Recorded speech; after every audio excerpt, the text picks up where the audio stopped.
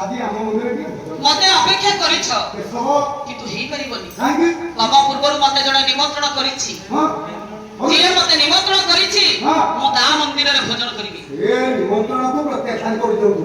ଆରେ ନିମନ୍ତ୍ରଣକୁ ପ୍ରତ୍ୟାଖ୍ୟାନ କରାଯାଏ ନା। ଶାସ୍ତ୍ର କୁହେ ସାର୍, ଶାସ୍ତ୍ର କୁହେ ଅଡୁଆ କୁଳିଶ ଧରୁବ ପିଉଷ ସ୍ୱର୍ଗ ଲାଭ କିବା ନାଶ, କହିବା ଲୋକକୁ ଆନ ନ କରଇ କାହିଁ ମହତ ପୁରୁଷ। ଅଡୁଆ କୁଳିଶ ଆପଣଙ୍କ ଉପରେ କୁଳିଶ କଲେ ବଜ୍ର ପଡୁ, ପିଉଷ କଲେ ଆପଣଙ୍କ ଉପରେ ଅମୃତ ବର୍ଷା ହେଉ, ଆପଣଙ୍କର ସ୍ୱର୍ଗ ସମ୍ପତ୍ତି ନଷ୍ଟ ହେଇଯାଉ, ସବୁ ସମ୍ପତ୍ତି ସରିଯାଉ। ଯିଏ ମହତ ଲୋକ ଯାହାକୁ ଥରେ କଥା ଦେଇ ଦେଇ ଥାଏ ସେ କଥାକୁ ସେ ଅନ୍ୟଥା କରିପାରେ ନା। ନିମନ୍ତ୍ରଣ ପାଇଛ ମାନେ ଯିବ।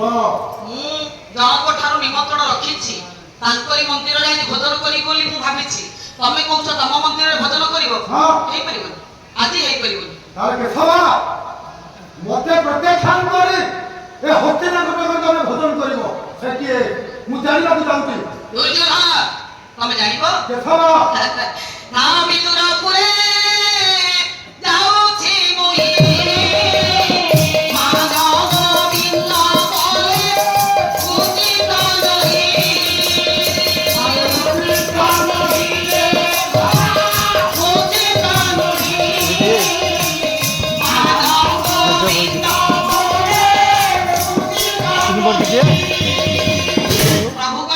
कहटे मो चंदन लगे जाकि जहाँ बोलते चंदन लगेला सेठी जाक चंदन लगे दियो मुंडे चंदन लगाती लगे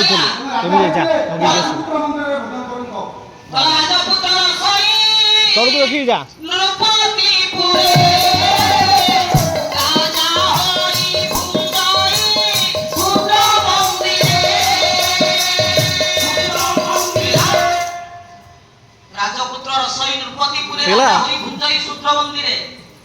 गोविंद मु सुनिछि तम विषय मु बहुत किछि जानिछि कोन दुर्योधन कहूछ किंतु आज मु जानिली तमे मते प्रत्याख्यान करी मु राजा मान चक्रवर्ती दुर्योधन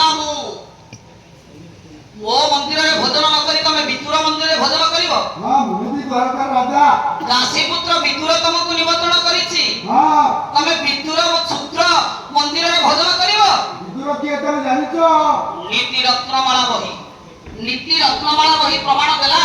दुर्योधन कहिला प्रभु को विष्णु को कहिला कला काका पद्मने अति न करुते अंसन कुपे दर कथा पंडित संगमे नरमते डोरा को सिंहासने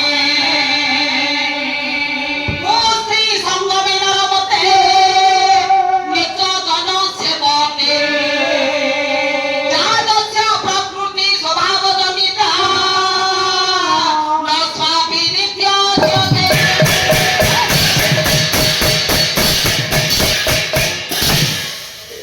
कल्लारे बोये आगे ताको पद्म बने रतिन न कुरुते हंसन कुपे दर। दुर्योधन कहिला काउटाकू नहीं आमे काउटाकू नहीं आमे पद्म बने छाड़िबा से खुशी हबो शांति पाइबो। हंसन कुपे दर गोटे हंस को नहीं आमे कुओ भीतर छाड़ी दबा सर गोटे हंस कुओ भीतर रहिला आनंद हबो शांति पाइबो। मूर्खा पंडित संगमे नरमते लो राज सिंहासने गोटे मूर्ख को नहीं राज सिंहासन रे बसई दबा गोटे मूर्ख सिंहासन रे महत्व बुझी परिबो ना को स्त्री संगमे नरमते निज जन सेवते को स्त्री कले बेश्या गोटे बेश्याटा को नहीं आमे सती मानको घर रे छाड़ी दबा गोटे बेश्या सती मानको घर रहिले शांति हबो ना राजस्य प्रकृति स्वभाव जनिता नस्वापि नित्यज्यते। मनुष्य मला पर्यंत तार प्रकृति बदलै परिबो नाही। तू विदुर मंदिर रे भोजन करिबुनी शूद्र तते निमंत्रण करिछि दासी पुत्र विदुर निमंत्रण करिछि तू तारि मंदिर रे भोजन करिबुनी आ कोठी भोजन करिबु। दुर्योधन विदुर किए तमे जानिनो भगवान कृष्ण कहिले दुर्योधन से मोर भक्त कले भक्त तो हेले शूद्र ब्राह्मण जय भक्ति शून्य ब्राह्मण शूद्र समान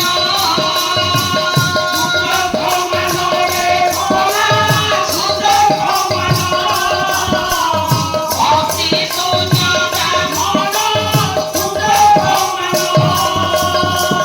प्रभु कहिले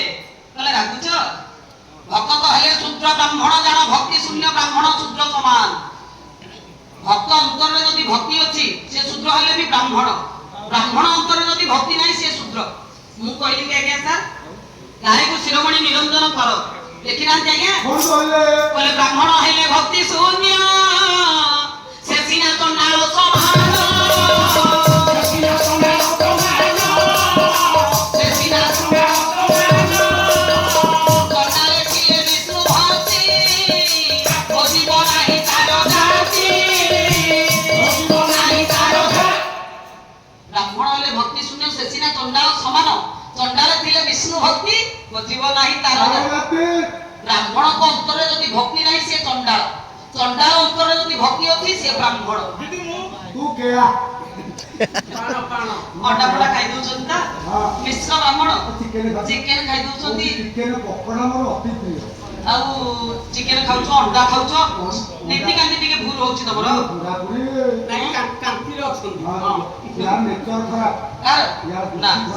ସେଇ ଦୋଷ ନାହିଁ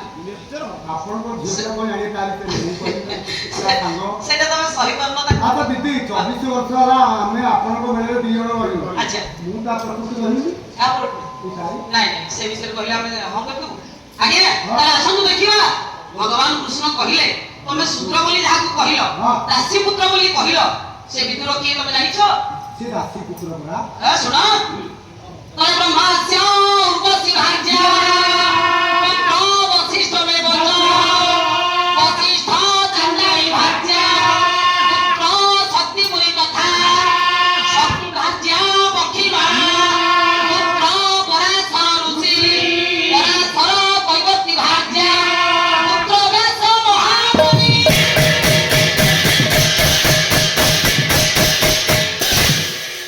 ଆଜ୍ଞା ଭଗବାନ କୃଷ୍ଣ ଦୁର୍ଯ୍ୟୋଧନକୁ ବୁଝେଇ ଦେଲେ କହିଲେ ବ୍ରହ୍ମାସ୍ୟ ଉର୍ବଶୀ ଭାର୍ଯ୍ୟା ପୁତ୍ର ବଶିଷ୍ଠ ମେ ବଚ ବ୍ରହ୍ମା ଉର୍ବଶୀକୁ ଧର୍ଷଣ କଲେ ଯୋଗଜନ୍ମା ପୁଅ ଜନ୍ମ ନେଲେ ବଶିଷ୍ଠ ବଶିଷ୍ଠ ଚାଣ୍ଡାଳୀ ଭାର୍ଯ୍ୟା ବଶିଷ୍ଠ ଚଣ୍ଡାଳ ଘରର ଝିଅକୁ ବିବାହ କଲେ ପୁତ୍ର ଜନ୍ମ ନେଲେ ଶକ୍ତି ମୁନି ଶକ୍ତି ଭାର୍ଯ୍ୟା ପକ୍ଷୀମାଳା ଶକ୍ତି ମୁନି ପକ୍ଷୀମାଳା ଅର୍ଥ କେଳୁଣୀ ଘରର ଝିଅକୁ ବିବାହ କଲେ ପୁତ୍ର ଜନ୍ମ ନେଲେ ପରାଶର ପରାଶର କୈବର୍ତ୍ତୀ ଭାର୍ଯ୍ୟା ପୁତ୍ର ବ୍ୟାସ ମହାମୁନି ପରାଶର ଋଷି କୈବର୍ତ୍ତ ଘରର ସତ୍ୟବତୀକୁ ବିବାହ କଲେ କୈବର୍ତ୍ତ ଘରର ଝିଅ ଆଜ୍ଞା ଜନ୍ମ ନେଲେ ବ୍ୟାସ ବ୍ୟାସଙ୍କର ପୁଅ ହେଲେ ବିଦୁର। ତମେ ଯାହାଙ୍କୁ ଶୂଦ୍ର ବୋଲି କହୁଛ ତମେ ଦାସୀ ପୁତ୍ର ବୋଲି କହୁଛ ବ୍ୟାସ ମହାମୁନିଙ୍କ ପୁଅ ସେ ମୋ ମାମୁଁ ମୋ ପାଖରେ ଥିଲେ ପାଣ୍ଡବ ମାନେ କେମିତି ମରିବେ କଥା ମୁଁ ଜାଣିଛି। ଅଭିମାନେ ବୀର ବୀର ଉତ୍ତର ଯାହା ତୁମ ପରି ବନ୍ଧୁ ଲୋଡ଼ା ନାହିଁ ମୋର ଲୋଡ଼ା ନାହିଁ ମୋର ଯାହା ତୁମ ପରି ବନ୍ଧୁ ଲୋଡ଼ା ନାହିଁ ମୋର। ମୁଁ ଜାଣିଛି ମୋ ମାମୁଁ ଶକୁନି ମୋ ପାଖରେ ଥିଲେ ପାଣ୍ଡବମାନଙ୍କୁ ମାରିବାକୁ ମୋତେ ନିମିଷ ସମୟ ଲାଗିବ କିଞ୍ଚିତ ମାତ୍ର ତତେ ମୁଁ ନିଜର କରିବି। ଗାଈ ଗୋଠରେ ବୁଲୁଛୁ ଗୋପାଳଙ୍କ ମାନଙ୍କ ବଳରେ ପତ୍ର ଠୋଲାରେ ଅନ୍ନ ଭୋଜନ କରୁଛୁ ଗୋରୁ ମାନଙ୍କର ପାଦ ଧୂଳିରେ ତ ଦେହ ପରିପୂର୍ଣ୍ଣ ଜାଣିଛୁ ତୁ ଏସବୁ ତୁ ଜାଣିଛୁ। ତୁ ହେଲୁ ଗୋବିନ୍ଦ ମୁଁ ହେଲି ମାନ ଗୋବିନ୍ଦ ତୁ ଚକ୍ରୀ ମୁଁ ମାନ ଚକ୍ରବର୍ତ୍ତୀ ତୋର ବାମାଙ୍ଗେ ଲକ୍ଷ୍ମୀ ମୋର କାନ୍ଧରେ ଲକ୍ଷ୍ମୀ ତୁ ପଦ୍ମ ଫୁଲଟାକୁ ହାତରେ ଧରିଛ ମୁଁ ଚାଲିଲେ ମୋ ପାଦ ଧୂଳି ପଡ଼ିଲେ ସୁନାର ପଦ୍ମ ଫୁଲ ଫୁଟି ଯାଏ। ତୁ ହେଲୁ ନାରାୟଣ ମୁଁ ହେଲି ପର୍ଣ୍ଣଗ ନାରାୟଣ। ତୁ ମତେ କହୁଛୁ ବିଦୁର ମନ୍ଦିରରେ ଭୋଜନ କରିବୁ ଯା ଯା ବିନଗ୍ନ ଶ୍ରୋତାମଣ୍ଡଳୀ ଭଗବାନ କୃଷ୍ଣ ବିଦୁର ମନ୍ଦିରକୁ ଗଲେ ନିରାଶରେ ମାନ ଚକ୍ରବର୍ତ୍ତୀ ଦୁର୍ଯ୍ୟୋଧନ ଫେରିଲା ଏ ମା ନିରାଶରେ ମାନ ଚକ୍ରବର୍ତ୍ତୀ ଦୁର୍ଯ୍ୟୋଧନ ଫେରିଲା କହିଲା ମାମୁଁ ମୋତେ କୁହନ୍ତୁ ମୁଁ ସେ କୃଷ୍ଣକୁ ନିଜର କରିପାରିଲିନି ପାରିଲିନି ତାକୁ ନିମିତ୍ତ କରିପାରିଲିନି ଦେଇକି ବି ନିଜର କରିପାରିଲିନି କେମିତି ପାଣ୍ଡବ ମାନେ ବଲିବେ। ମାମୁଁ ଟିକେ ବସା କାଠିକୁ ରଗଡ଼ି ଦେଲେ କହିଲେ ଭଣଜା ଆଉ ଗୋଟିଏ ଉପାୟ ଅଛି ତୁ ପାରିବୁ। ଆରେ ଦ୍ୱିତୀୟ ପାଣ୍ଡବ ଭୀମେ ଦେବାନି ମନ୍ତ୍ରଣ କପଟେ ତାହାକୁ କର ନିଶଲ ଦୁରାଗ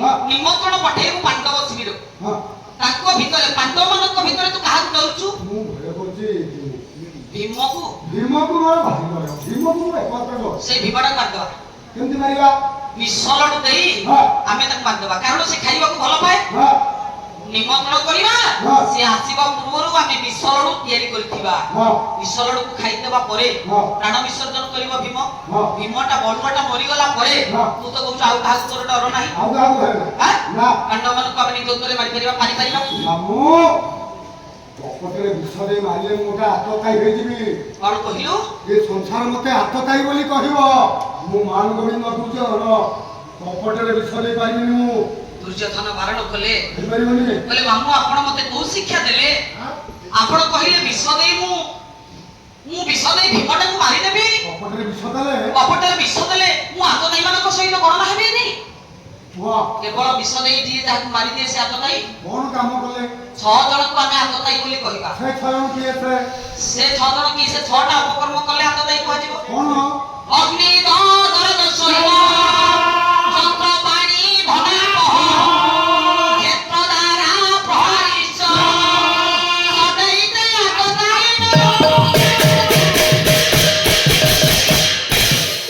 ଅଗ୍ନି ପର ଘରେ ଯିଏ କପଟରେ ନିଆଁ ଲଗେଇ ଦିଏ ଯୋଉରା ଘର ପଡିଆ ଆତତାଇ ଏକେ ଗରଳ ପରକୁ କପଟରେ ଯିଏ ଗରଳ କଲେ ବିଷ ଦିଏ ସାଙ୍ଗ ହେଇକି ବସିବେ ତା ମଧ୍ୟରେ ବିଷ ମିଶି ଦେବ ସେ ମରିବ ଶସ୍ତ୍ର ପାଣି କରୁଛୁ ନାହିଁ ହଁ ଦୁଇ ଶସ୍ତ୍ର ପାଣି ଆପଣଙ୍କ ହାତରେ ଅସ୍ତ୍ର ଅଛି ମୋ ହାତରେ ଅସ୍ତ୍ର ନାହିଁ ବିନା ଅସ୍ତ୍ରରେ ଆପଣ ମୋ ସହିତ ସଂଗ୍ରାମ କରିବେ ଆପଣ ଆତତାଇ ଧନ ପର ଘରୁ ଯେଉଁମାନେ ଧନ ଚୋରି କରି ନିଅନ୍ତି ଲୋକାୟତ ଆତତାଇ ଚାରି କ୍ଷେତ୍ର ପର ଜମିକୁ ଯେଉଁମାନେ ଜବରଦସ୍ତ ଦଖଲ କରନ୍ତି ପାଞ୍ଚ। ଆତତାଇ ହଁ ତାରା ପର ଝିଅ ବୋହୂଙ୍କର ଅନିଚ୍ଛା ସତ୍ତ୍ୱେ ଯେଉଁମାନେ ପ୍ରେମ କରି ବସନ୍ତି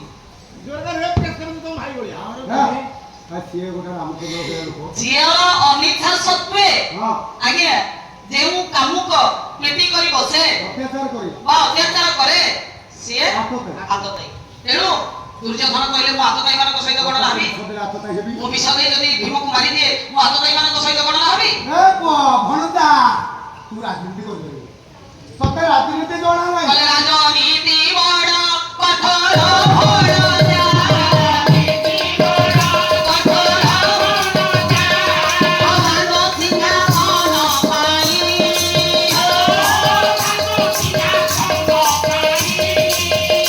ଭାଇ ବନ୍ଧୁ ପ୍ରୀତି ଯିବାକୁ ହୁଏ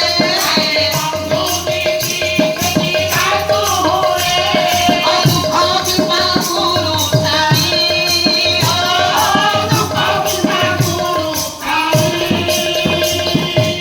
ଭଣଜା ମାମୁଁ ସିଂହାସନରେ ବସିପାରିବୁନି କଣ କହୁଛ ରାଜା ହେଇପାରିବୁନି ରାଜନୀତି ମତେ ଜଣା ନାହିଁ ତତେ ରାଜନୀତି ଜଣାଥିଲେ ତୁ ଆତତାଇ ମାନଙ୍କ ସହିତ ଗଣନା ହବୁ ବୋଲି ଚିନ୍ତା କରୁଛୁ ହଁ ଯଦି ଅନ୍ତରରେ ତୋର ସ୍ନେହ ରହିବ ଭୀମ ପ୍ରତି ଭାଇ ବୋଲି ଭାବିବୁ ସିଂହାସନରେ ବସି ପାରିବୁନି ଭୁଲିଗଲା ଦୁର୍ଯ୍ୟୋଧନ ଏବେ ପରିବର୍ତ୍ତନ ହେଲା ଦୁର୍ଯ୍ୟୋଧନ କହିଲା, ମାରିବି ତାକୁ। ମର୍ଡର କରିବାକୁ କହିଲା ଭୀମକୁ ବିଷ ଦେଇ ମୁଁ ମାରିବି ମୋର ସିଂହାସନ ଦରକାର ମାମୁ ଆଜ୍ଞା ଲେଖିଲା ନିମନ୍ତ୍ରଣ କହିଲା ଦେଖ ହଁ ଲେଖ ଦୁଃଶାସନ ତୁ ଯିବୁ ଭୀମକୁ ଦୁଃଶାସନ। ସାଥିରେ ନେଇ ଆସିବୁ ଦୁଶାସନ ଭୀମ ଆସିଲେ ଆମେ ବିଷ ଲଡୁ ଦେଇକି ତାକୁ ମାରିଦବା ମାଧବା ଭୀମ ବଢୁଆଟା ମରିଯିବା ପରେ ଆଉ ତ ସବୁ କିଞ୍ଚିତ ମାତ୍ର ତାହେଲେ ତମେ କଣ ହବ ହେଁ? ମୁଁ ହେବି ହସ୍ତିନାକଟକରେ ରାଜା ଇଏ ପାଣ୍ଡୁ ହେଁ? ନାଇଁ ତୋର କାମିନି ଯିବୁ ତୋର ଡିଉ ସରିଗଲା ଲୁଚିକିରି ଆଜ୍ଞା ନିମନ୍ତ୍ରଣ ପତ୍ର ଲେଖିଲା ଲୋ ମା ଦୁର୍ଯ୍ୟୋଧନ ନିମନ୍ତ୍ରଣ ପତ୍ର ଲେଖିଲା ସିଂହାସନ ଲୋଭରେ ମାମୁଙ୍କ କଥାରେ ପଡି ଯେତେବେଳେ ନିମନ୍ତ୍ରଣ ଲେଖିଦେଲା କହିଲା ଦୁଃଶାସନ ଯା ରାଜା ଦେ, ଦେ, ଦେ। ହଁ ଏଇଠି ହଁ ନିମନ୍ତ୍ରଣ ପତ୍ର ନେଇଯା ହଁ ଦୁଃଶାସନକୁ ସାଥିରେ ତୁ ଦୁଃଶାସନ ଯିବୁ ଭୀମକୁ ସାଥିରେ ନେଇ ଆସିବୁ ଯା ଯା ଆଉ ଭାତୁ ଆଜ୍ଞା ପାରିବି ବାହାରିଲା ଖରକ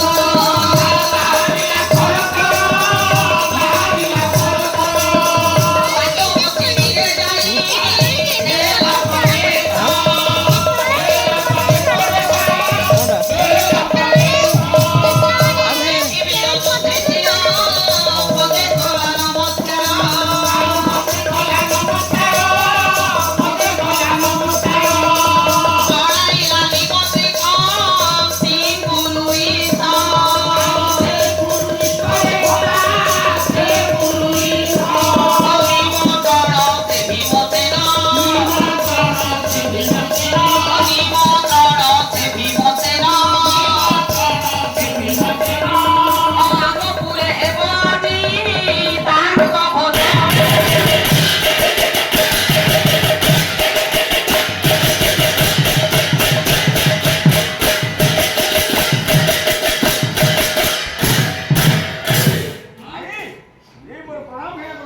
ଭାଇ ଭାଇ କିଏ ଦୁଃଶାସନ ହଁ ଭାଇ ଆୟୁଷ୍ମାନ ଭବ କୁଆଡେ ଆସିଲ ଏଇ ନିମନ୍ତ୍ରଣ ନିମନ୍ତ୍ରଣ କିଏ ଲେଖିଛି ମୋ ଭାଇ ଦୁର୍ଯ୍ୟୋଧନ କଣ ନିମନ୍ତ୍ରଣ କଣ କହିଲୁ ମତେ ଆମର ଭୋଜିଭାତ ହଉଛି ହଁ। ଏ ହଜାର ହଜାର ଲୋକଙ୍କୁ ନିମନ୍ତ୍ରଣ କରାଯାଇଛି ହଁ। ଘରେ ଭାଇଟା ଖାଇବାକୁ ଭାରି ଭଲ ପାଏ ଆମର ଭଲ ଲୋକ ନୁହଁ ତେବେ ଛୋଟ ଲୋକରା ତମେ ଭଲ ଲୋକ ନୁହଁ ତମେ ଆମକୁ ଭଲ ପାଉନ ଆରେ ଭାଇକି ଭାଇ ଡାକୁଛି ଭଲ ନିମନ୍ତ୍ରଣ କର ଭଲ ପାଇଲେ ଏଇ ନା ଆଜି କୋଉଟା ଭଲ ପାଇଲ ତେବେ ନିମନ୍ତ୍ରଣ ଲେଖିଛି ଦୁର୍ଯ୍ୟୋଧନ କେତେ ବନ୍ଧୁ ଭାଇ ଭୀମ ଯିବ କୌରବପୁରରେ ଭୋଜନ କରିବ କେତେ ବୁଝିବା ତମେ ଯାତ୍ରା କରୁନ ଧର୍ମରାଜ ଯୁଧିଷ୍ଠିର କହିଲେ ସେ ତମକୁ ଭଲ ପାଇଲା ହଁ ବରାବର ପୁରା ନିମନ୍ତ୍ରଣ ଲେଖିଛି ହଁ ଏରା ପୁଣି ଭୀମ ପାଖକୁ ଲେଖିଛି କାହିଁକି ଯିଏ ଆମକୁ ଭଲ ପାଉନି ସେ ନିମନ୍ତ୍ରଣ ଦେଇଛି ପୁଣି ଭୀମ ପାଖକୁ ଲେଖିଛି ଭୀମ ଯିବ ଭୋଜନ କରିବ ନା ଆଜ୍ଞା ଚିନ୍ତାରେ ପଡି ଯାଇଛନ୍ତି ଧର୍ମରାଜ ଯୁଧିଷ୍ଠିର କଣ କରିବୁ କଣ କରିବି ମୋ ଭାଇ ଭୀମକୁ କେମିତି ମୁଁ ଆଦେଶ ଦେବି କଣ ହେଲା ଆଜ୍ଞା ଆଉ ଏ ସମୟ ବରବେଶ ନାଟୁଆ ନାଗର କି କାହିଁକି ଦୁଃଖ କରୁଛ ହେ ଧର୍ମକୁ ବର କି ସବୁ ଜାଣି ଶୁଣି ମୁଇ କିଛି ନ ଜାଣଇ କି ନିମନ୍ତ୍ରଣ ପତ୍ର ପାଇ ଯାଉ ସେବା ବନିକି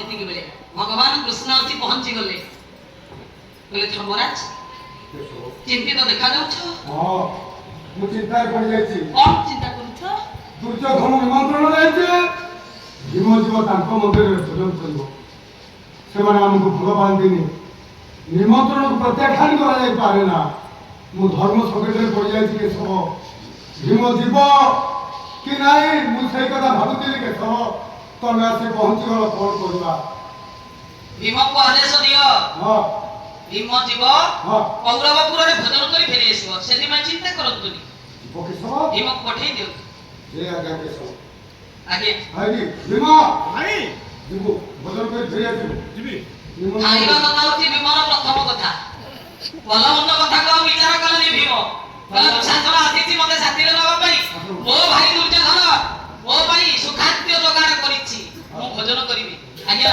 ହଁ କହ କହରେ ଭୀମ ଆସିଲା। ଭାଇ ଭାଇ ନମସ୍କାର ନମସ୍କାର ନମସ୍କାର ଭାଇ ଦୁଃଶାସନ ଭାଇ ମୋ ଭାଇକୁ ସମ୍ମାନ ଦିଅ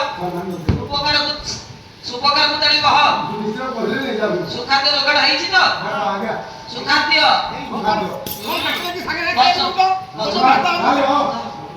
କଣ ନମ୍ବର ୱାନ୍ ମଦ ନାହିଁ ତମରେ ଓହୋ ହଁ ନମ୍ବର ୱାନ୍ ଟିକେ ଏ ପ୍ରକାଶ ବାବୁ କଣ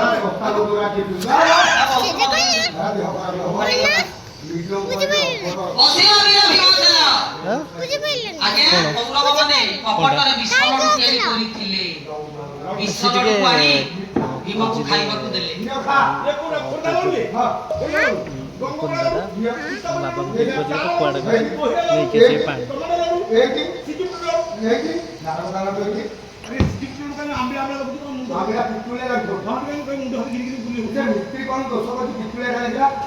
সর্বাঙ্গে বিসর্জন প্রভা অঙ্গে হেলো বত অঙ্গে হেলো বত জয়না যে কষ্টে হতিনা জয় হে পুরুই জয় হে পুরুই বিসর্জনକୁ ଖାଇଦେବା ପରେ ଭୀମର ଅସାଙ୍ଗ ଶରୀର ବିସର୍ଜନରେ ଜଡ଼ିଲା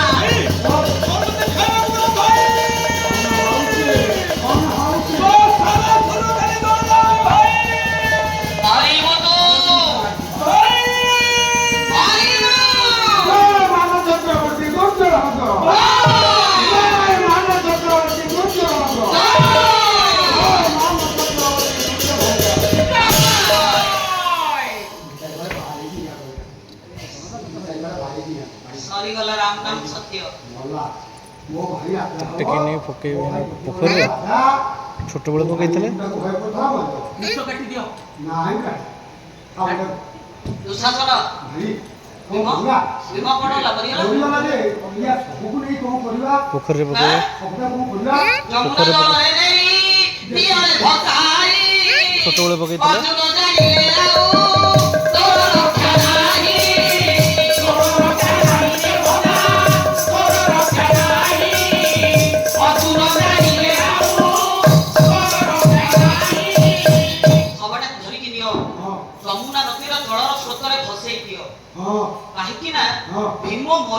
ବୋଲି ଯଦି ଅର୍ଜୁନ ଜାଣିଦବ, ନାତି ଆଡୁ ସହାରିବ। ତୃତୀୟ ପାଣ୍ଡବ ଗାଣ୍ଡିବଧାରୀ ଅର୍ଜୁନ ଯଦି ଏ କଥାକୁ ଜାଣେ ତତେ ବଞ୍ଚିବାକୁ ଦବନି। ଆମକୁ କଣ ନାତି ଆଡୁ ସହାରି ଆସିବ। ତା ପୂର୍ବରୁ ଯମୁନା ନଦୀର ଜଳର ସ୍ରୋତରେ ଭସେଇ ଦିଅ।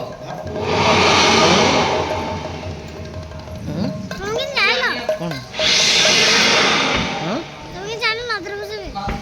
ରାମ ନାମ ସତ୍ୟ ହେ। हरि नाम ତଳେ सत्य है ସେଠି ନାଗଦେବ हरि नाम सत्य है ନାଗଦେବ ତାଙ୍କର ନାଗ ଲୋକର ଆଶୀର୍ବାଦ हरि ପାଇକି नाम ଆସିବେ। सत्य है ରାମ ନାମ ସତ୍ୟ ହେ। हरि नाम सत्य है ଆମ ଓଜନ ହେଇଛି କି ଭୀମ? ଯେତିକି ମା କଣ କଷ୍ଟ। ଆଜ୍ଞା, ମରିଗଲ ଯମୁନା ନଦୀରେ। ଯମୁନା ନଦୀର ଜଳର ସ୍ରୋତରେ ଭାସୁଛି। ଯଦି ଅର୍ଜୁନ ପଚାରିବ ମୋ ଭାଇ କୁଆଡେ ଗଲା, ଆମକୁ ଖାଇକି ଯାଉଥିଲା ବାଟରେ କୋଉଠି ଅଧିକା ଖାଇଦେଇଛି, ବାଟରେ କୋଉଠି ପଡିକି ମରିଯାଇଥିବ, ଆମେ କଣ ଆଚ୍ଛା, ବାଟରେ ଯାଉଛି କୋଉଠି ଯମୁନା ନଦୀରେ ଖୋଜ ପଡେ। ସେଥିପାଇଁ ଚିନ୍ତା କରନ୍ତୁନି। ହଁ ସେ କଣ ହବ ତାପରେ ହଁ। ସେ କଥା ମୁଁ କହିବି ତମକୁ ପଛରେ। ମାମୁ ଗଲା ସେ ହଁ ମାଛ ଖାଇଯାଉଛୁ। ନ ଖାଇଯାନ୍ତୁ ଜଳର ସ୍ରୋତରେ ଭାସୁଛି ବିମାନ ଶବ।